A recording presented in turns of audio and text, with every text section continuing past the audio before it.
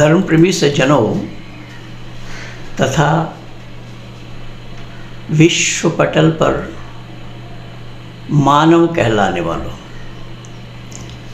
मैं बहुत ही दुखी मन से आप लोगों के बीच पहुंचा हूं कि संपूर्ण भारतवर्ष में नहीं अपितु विश्व के आंगन में जो भयावह स्थिति इन कुरान के मानने वालों ने तैयार किया है, उसको एक जन्म में बताकर समाप्त करना संभव नहीं है।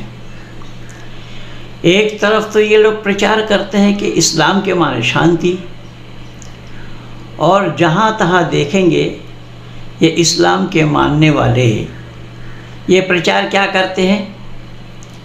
ये प्रचार करते हैं कि देखो हमारे कुरान में क्या लिखा है। कुरान में क्या लिखा है पहले उसको मैं सुनाता हूँ जो ये लोग बोलते हैं, ज़रा ध्यान से सुनिए क्या बोला गया है। मिन अज्ल ज़ालिका कतबना अला बनी इस्राईल अन्नहु मन क़तल नफ्सा बिग़ैरि नफ्सिन औ फ़सादन फ़िल अर्ज़ि फ़कअन्नमा क़तल अन्नास जमीअ व मन अहयाहा फ़कअन्नमा अहया अन्नास जमीअ वलक़द जाअतहुम रुसुलुना बिलबय्यिनाति सुम्मा इन्ना कसीरम मिनहुम बअद ज़ालिका फ़िल अर्ज़ि लमुस्रफ़ीन। क्या बोला कि इसी सबब से तो हमने बनी इसराइल पर वाजिब कर दिया था कि जो शख्स किसी को ना जान के बदले में और ना मुल्क में फसाद फैलाने की सज़ा में बल्कि नाहक कत्ल कर डालेगा तो गोया कि उसने सब को कत्ल कर डाला। यानी देखिए क्या बोला है यहाँ, अल्लाह ने बोला है कि एक को अगर कत्ल कर दिया तो मानो कि वो सब को कत्ल कर डाला, और जिसने एक आदमी को झिला दिया गोया कि उसने सब आदमी को झिला दिया।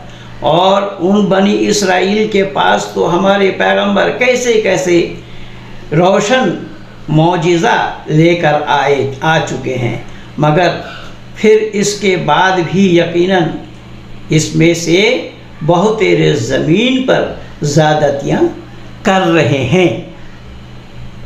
ये किन के लिए कहा जा रहा है सुनिएगा ध्यान से। इनके अतिरिक्त भी बहुत से ज़्यादतियाँ कर रही हैं। किन के लिए? उन इस्लाम वालों के लिए कहा है कि इस्लाम वाले ज़्यादतियाँ कर रहे हैं। ये मैं नहीं कह रहा, कुरान कह रहा है। और क्या ज़्यादती ये लोग कर रहे हैं वो आज संपूर्ण विश्व के आंगन में प्रस्तुत है। फ्रांस में जो हुआ है, इससे पहले डेनमार्क में हुआ था।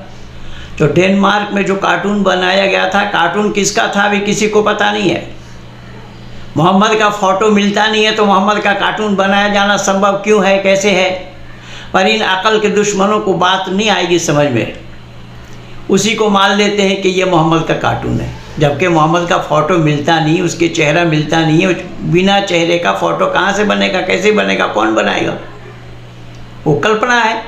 तो कल्पना को सच मान लेना ये ख़तरा से खाली नहीं है, और इसे मान करके ये लोग कर रहे हैं। लेकिन यहाँ अल्लाह ने मुसलमानों को ताकीद किया है और बनी इसराइल के लिए बोला है, बनी इसराइल के कौम के लिए बोला है कि एक आदमी को जिसने कत्ल किया मानो कि वो सबको कत्ल किया, मानवता को कत्ल किया, मगर जिसके बाद भी यकीनन उसमें बहुत तेरे ज़मीन पर फसाद फैलाते रहते हैं। और ज़मीन पर फसाद कौन फैला रहे हैं इस समय?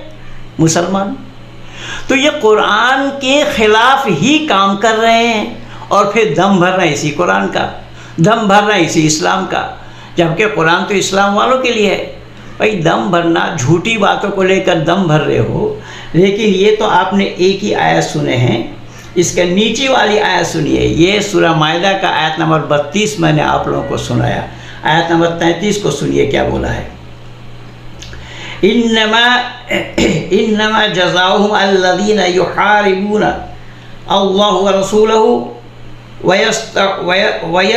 वयसअउना फिल अर्द फसादन औ युक़त्तलू औ युसल्लिबू औ तक़त्तअ अयदियहिम व अर्जुलहुम मिन खिलाफिन औ युनफ़क़ू औ युनफ़ौ मिनल अर्द ज़ालिका लहुम खिज़्युन फ़िद दुनिया व लहुम फ़िल आखिरति अज़ाबुन अज़ीम। जो लोग खुदा और उसके रसूल से लड़ते भिड़ते हैं, देखिए खुदा से रसूल से लड़ते भिड़ते हैं। रसूल से लड़ना भिड़ना तो संभव है, लेकिन खुदा से लड़ने भिड़ने का क्या मतलब है? यह खुदा की जानकारी मैं बता रहा हूँ कि खुदा बिल्कुल अनजान आदमी है, एक व्यक्ति विशेष का नाम है जो स्क्रू ढीला रखते हैं। पूरा दिमाग अल्लाह के पास नहीं है। अल्लाह से कोई लड़े भिड़े क्या मतलब हुआ? रसूल से लड़ना भिड़ना, और रसूल से लड़े भिड़े भी लोग, रसूल भी लड़े, जो अपने दांत भी तोड़वाए वहूद के लड़ाई में। तो यहाँ अल्लाह से लड़ने का क्या मतलब हुआ? अल्लाह से कौन लड़ने जाएगा? और अल्लाह है ही कहाँ जो अल्लाह से लड़ रहे हैं? अब अल्लाह का कादिर मुतलक बताया जाता है, अल्लाह जो चाहता है वही होता है कि अल्लाह उसके लड़ने से पहले अल्लाह उसको तबाह नहीं कर देंगे। इसका मतलब ये हुआ कि अल्लाह की बातों में अंदेशा है, झूठ प्रतीत होता है, अल्लाह अपने आप में झूठे हैं। अब यहाँ जो अल्लाह से लड़े और अहकाम को नहीं मानते, जो फसाद फैलाने की गरज से मुल्कों दौड़ते फिरते हैं। अब गरज फैलाने की गरज, उसमें क्या ना, फसाद फैलाने की गरज से कौन दौड़ते फिरते हैं? ये कौन फसाद फैला रहे हैं? अल्लाह के बंदे, जिनको अल्लाह का बंदा कहा जा रहा है।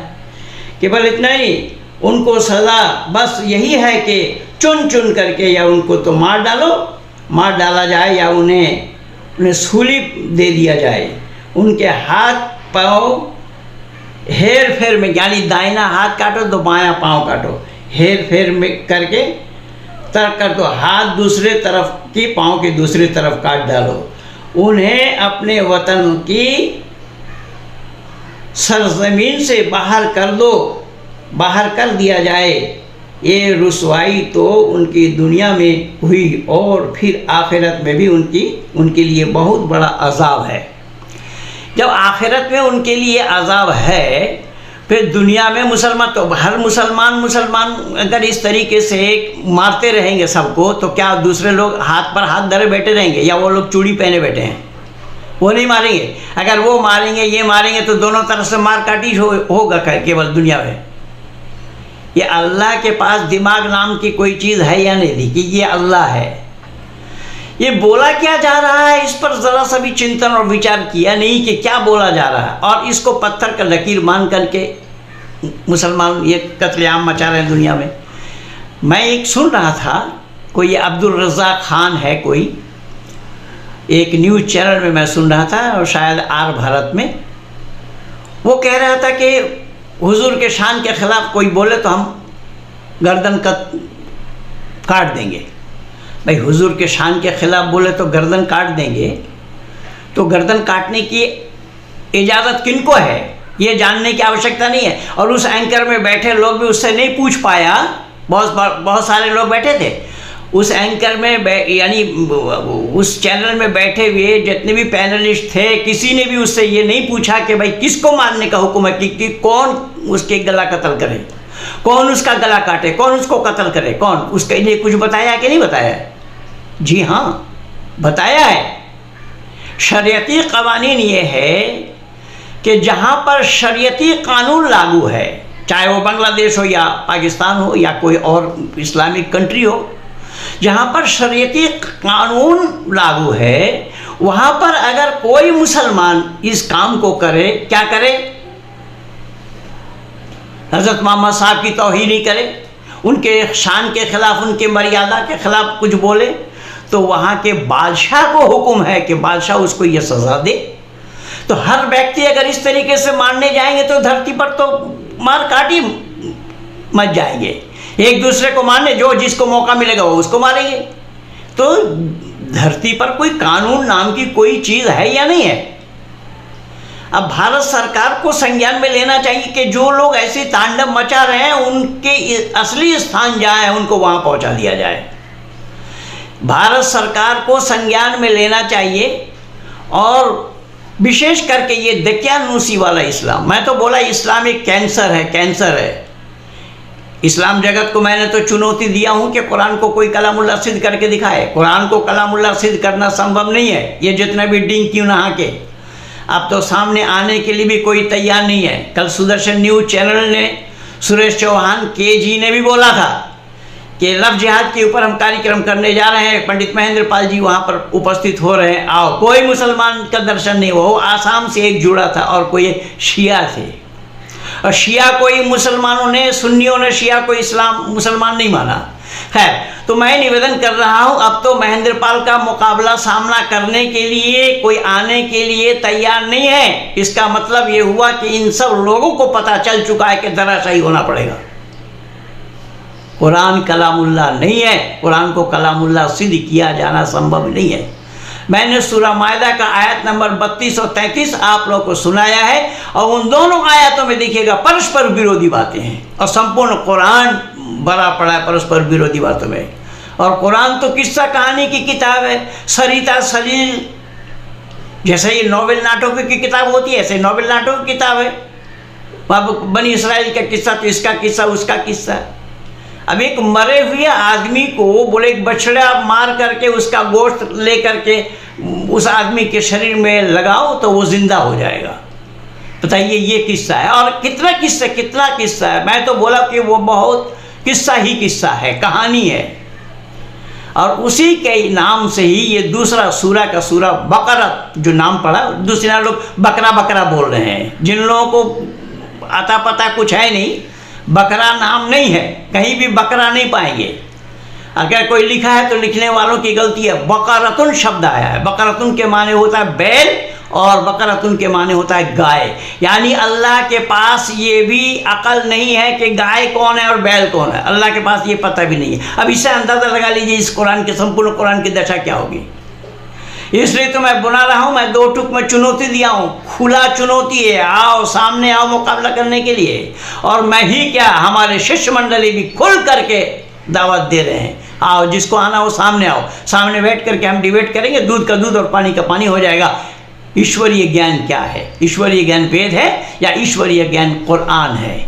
आज तो कुछ ऐसे मनचले लोग हैं जिनके पास जवाब है नहीं, वो गाली गलौज पर उतर आते हैं, गाली गलौज दे रहे हैं। कुरान में, संपूर्ण कुरान में यही किस्सा और कहानी की किताब है।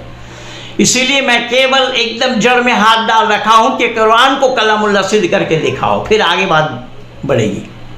कुरान को कलामुल्लाह सिद्ध किया जाना संभव नहीं है।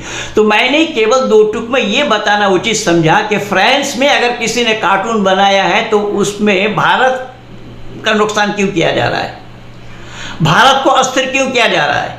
और प्रांतीय सरकार को भी संज्ञान में लेना चाहिए। योगी सरकार भी चुप बैठे हैं और उद्धव सरकार भी चुप बैठे हैं, और कहीं कहीं हुआ है। क्यों कर रहे हैं? और हिंदुओं को, उद्धव सरकार तो हिंदुओं को मार रहे हैं, सन्यासियों को मार रहे हैं, या पुलिस से मरवा रहे हैं। ये क्या हो रहा है? ये भारत सरकार को संज्ञान में लेना चाहिए। जो भी इस तरीके का उपद्रव मचाए, यद्यपि माननीय प्रधानमंत्री जी ने 2 टुक में बोला है गुजरात में कि जो भी उपद्रव मचाएगा उसको तो सजा मिलना ही मिलना है। अगर इस तरीके का वातावरण बन जाए संपूर्ण भारत भर में, बुलडोजर से मिट्टी में मिला दिया जाए 2-4-10 को, तो फिर कोई आगे सर उठाने की हिम्मत नहीं करेंगे। टिट फॉर टैट होना पड़ेगा, सत्य साटम समाचरित को अपनाना पड़ेगा। हमारे ऋषि मुनियों टिट फॉर टैट बोला है, सत्य साटम समाचरित बोला है। सबके साथ प्रीतिपूर्वक धर्मानुसार यथायोग बरतने के लिए कहा है ऋषिवत देव दयानंद ने। तो कुत्ता को पुचकारना नहीं चाहिए, कुत्ता को अनुशासन में रहना चाहिए। वो डंडे से ही मानता है, बिना डंडे का कुत्ता नहीं मानेगा। इसीलिए कुत्ता जितना पागल होगा, सोंटा भी उतना मोटा रखना पड़ेगा। इसलिए बंधु, मैं निवेदन कर रहा हूँ कि फ्रांस में हुआ तो फ्रांस के ऊपर ये चिल्पो कर रहे हैं, और फ्रांस में तो केवल कार्टून बना है। वो कार्टून किसका था वो भी किसी को मालूम नहीं, जिसने मारा है उसको भी मालूम नहीं।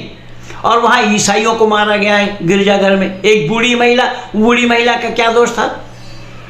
और फिर ये कुरान कह रहा है कि एक आदमी का कत्ल करना मानवता का कत्ल करना। अरे चुल्लू भर पानी में डूब मरो, झूठे मिथ्यावादी हो कहीं का।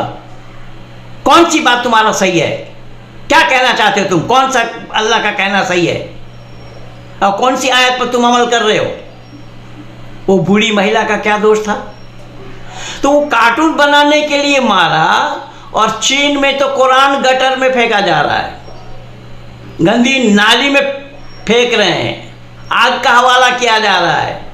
इसके ऊपर बोलेंगे इसलिए नहीं कि वो पाकिस्तान का बाप है, पाकिस्तान को सहयोग दे रहा है और इनके आका है पाकिस्तान। इसलिए बंधुओं, बहुत भयावह स्थिति है। हम भारतवासियों को अंगड़ाई लेना पड़ेगा, भारतवासियों को सावधानी के साथ चलना पड़ेगा कि ऐसे दुष्टों को चिन्हित करना और दुष्टों को दमन करने के लिए अपने पास तैयारी होनी चाहिए। इसीलिए हमारे कोई भी देवी देवता खाली हाथ में नहीं है, पर हिंदू कायर है, हिंदू मूर्ख है, हिंदू अदूरदर्शिता के कारण ही ये सारा दुर्दशा हुआ है हिंदुओं का। ये हिंदू अगर वाकई में दूरदर्शी होते तो ये नौबती ना आती। मजाल है, हमारे देश में रह करके हमें आंख दिखाएंगे। ये क्यों हुआ? इसलिए हुआ कि इन हिंदुओं ने पाला है, उन कम्युनिस्टों को भी पाला है, सेकुलरवादी को पाला है, इस्लाम को पाला है, ईसाइयत को पाला है, और उस पालने का नतीजा हाथों हाथ आप देख रहे हैं। इसलिए आइए हम सब प्रतिज्ञा करें कि मार काट से हम ऊपर उठें। हम मानव हैं, मानव का काम मार काट का नहीं है, मानव का काम विवेक और बुद्धि का है। विवेक और बुद्धि से अगर हम काम नहीं लेंगे तो हम मानव कहलाने के हकदार नहीं बनेंगे। और इन पर विवेक और बुद्धि पे ताला डालने के लिए कहा है, क्योंकि तुम मुसलमान हो, विवेक और बुद्धि पर ताला डालो। कोई विवेक और बुद्धि वाली बात कुरान में है नहीं। संपूर्ण कुरान में ताला डाल करके ही काम किया जाएगा। कुल्लु मा जाअ बिही रसूलुम मिन इंदिल्लाह बताया गया है। ज़ालिकल किताब ला रैब फीह कह दिया, कोई शक व शुबा की गुंजाइश नहीं इस किताब के अंदर। अरे किताब के अंदर शक शुबा क्यों नहीं है? छोटी दूध मुही बच्चा, नवजात शिशु बोल रहा है। ईसा बोला अपने जन्म लेकर के कि मेरी माँ सती है। जन्म नवजात शिशु बोल सकता है? ये सच है या झूठ है? अब इसको आंख बंद करके मानना पड़ेगा, ये पत्थर की लकीर मानते हैं। ऐसा यूसुफ के काल में भी हुआ था। यूसुफ और ज़ुलेखा वाले किस्सा में मैं परसों बताया भी था कि वहाँ पर भी छोटा दूध में ही बच्चा बोला। तो ये सृष्टि नियम विरुद्ध नहीं है क्या? अल्लाह जानता है सृष्टि नियम होता क्या है, और उसमें अनेक कहानी है, अनेक कहानी है। उस यूसुफ के किस्सा जो 111 आयतें हैं, और संपूर्ण किस्सा को आप पढ़ेंगे तो आप हंसते हंसते लोटपोट हो जाएंगे कि बोला क्या जा रहा है, लिखा क्या जा रहा है, बताया क्या जा रहा है। अब पढ़ने वालों ने भी कभी दिमाग पर जोर लगा करके विचार नहीं किया कि ये बात का सच होना संभव है या नहीं है। आंख बंद करके मानना पड़ेगा। इसलिए इस्लाम के माने सरेंडर टू अल्लाह। इस्लाम के माने शांति वांति नहीं है, शांति तो जानता ही नहीं है। अगर शांति होता तो ये इस तरीके से वातावरण बनाते, इस तरीके का काम करते। ये बिल्कुल बेकार और फजूल की बातें। इसीलिए हम भारतवासियों को एकजुटता दिखानी होगी। हम सबको तत्परता के साथ भारत सरकार से भी गुहार लगाना होगा कि इस पर संज्ञान लेते हुए इस पर शिकंजा कसें। इन्हीं शब्दों के साथ आप सभी धर्म प्रेमी सज्जनवृंदों को नमस्ते के साथ मैं अपने को विराम दे रहा हूँ। कहिए भारत माता की जय।